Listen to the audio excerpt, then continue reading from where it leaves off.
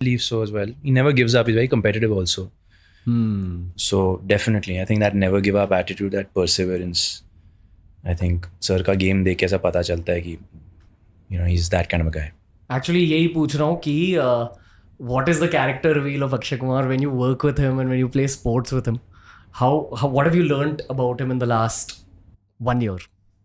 Man, क्योंकि we need 4 hours for that. We don't have that much time to speak, unfortunately. But it's hard to pinpoint one thing. There's so much to learn. I'm still learning.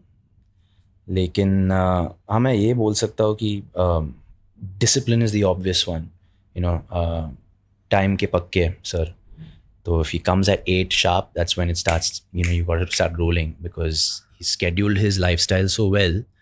Whether it is 7 to 2 and then 2 onwards, he'll have time for everything else, whether it's his exercise या दूसरा shift या कोई meetings हो या कुछ भी हो. So I think time management is something that I really take back from sir. I would say that about you also.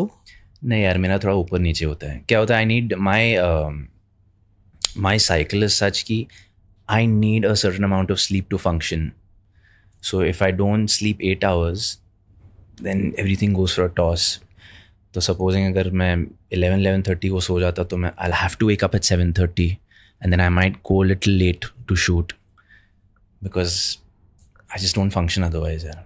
मैंने जस्ट शूटिंग के स्टार्ट होने से पहले एक चीज़ कही थी कि आपके साथ एक पॉडकास्ट किया था 3-4 साल पहले. आई फील कि मैं एक अलग टाइगर श्रॉफ से मिल रहा हूँ आज. Okay. बहुत ज़्यादा relaxed, in a very positive way energy है आपकी. आई थिंक सर है साथ में, इसलिए मैं रिलैक्स्ड हूँ. बड़े में है तो छोटे में है तो वो बोझ नहीं मेरे पे. वाह. मैं आप दोनों से फिर से मिलना चाहता हूँ मेरे घर में एक पॉडकास्ट शूट के लिए इन द फ्यूचर. जरूर करेंगे. पॉडकास्ट में अलग होता है. हाँ जी. क्या होता है मतलब? पॉडकास्ट में बस ह्यूमन बींग्स की कनेक्शन बैठ जाती है. यहाँ मुझे 2 घंटे मिला आपके साथ, आप दोनों की फिल्म रिलीज हो रही है. फिल्म इंडस्ट्री के प्रोफेशनल सिर्फ उस फेजेस में अवेलेबल होते हैं. तो पॉडकास्ट में गुस्सा आता है तो पॉडकास्ट में खुल के बातें होती है. हाँ तो खुल के करना. ओके. हाँ जितना खुल सकता है. कभी किसी को पेला है आपने? पेला है मतलब क्या होता है? दो मतलब होते हैं पेलने के बेटा. पहले तू डिसाइड कर ले कौन सा पेलना बोल रहा है. Pre film industry career. नहीं उस वक्त तो मतलब लड़ाई झगड़ा बहुत होता था. फिर उसके बाद खालसा कॉलेज में थे, फिर खालसा, हाँ फिर उसके बाद वहाँ भी लड़ाई झगड़ा होता था. तो लड़ाई झगड़ा बड़ा किया हुआ है. किन चीज़ों को लेकर झगड़ते थे?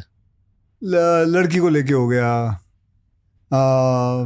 कभी किसी ने कुछ उल्टा सीधा दोस्त को कह दिया उसके लिए हो गया, कभी दोस्त की गर्लफ्रेंड को किसी ने छेड़ दिया तब पेल दिया किसी को. तब आपको मार्शल आर्ट्स आते थे?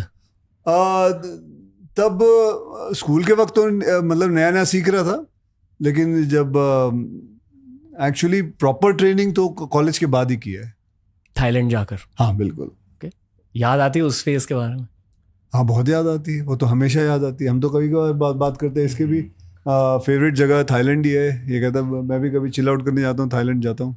कहाँ जाते भाई? मैं पाजी फुकेट जाता हूँ. वहाँ पे एक ट्रेनिंग कैंप है तो I like water, I like the beaches, so it's nice. Training camp for martial arts? हाँ जी.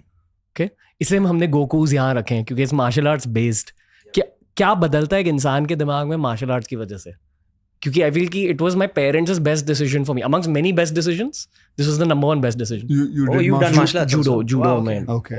And it fully fixed my brain. I feel कि मैं थोड़ा सा संकी था उसके पहले, बट 5th स्टैंडर्ड से 12th स्टैंडर्ड तक जूडो किया और बहुत डिसिप्लिन आ गया मेरे में. Discipline definitely is number 1. It instils एक ठहराव. It brings in one's demeanor. I think बहुत सारी चीज़ें को channelize करता है. जैसे कि for example, if you're restless, if you're hyper, I think martial arts channelizes that energy and makes you very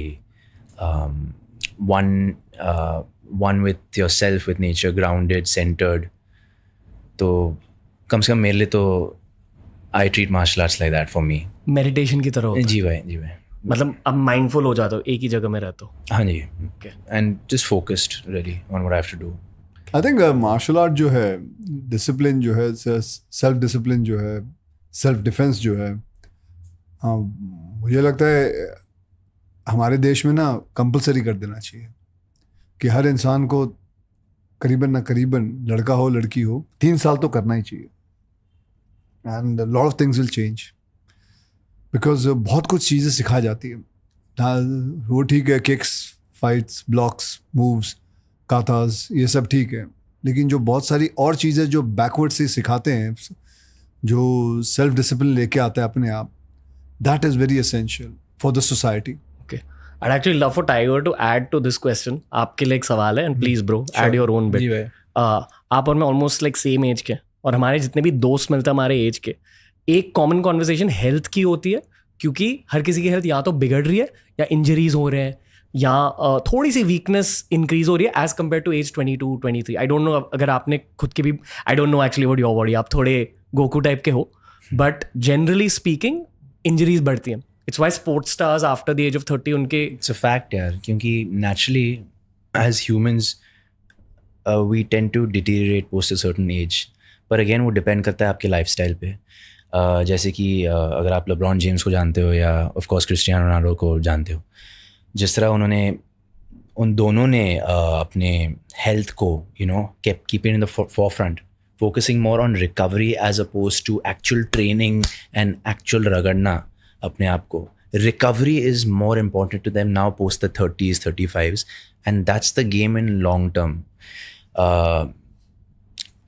कितने meals खा रहे हो दिन में, कितना सो रहे हो, what are the methods, are you icing every day, are you doing stretches, your flexibility, are you doing your breathing, are you taking vitamin D, are you doing the biohacking, in terms of are you grounding, are you taking in the sunlight in the morning. तो ये सारी चीज़ें मैं काफ़ी research करता हूँ और अपने आप पे जितना हो सके मैं वो अप्लाई करने की कोशिश करता हूँ इन माई डेली लाइफ.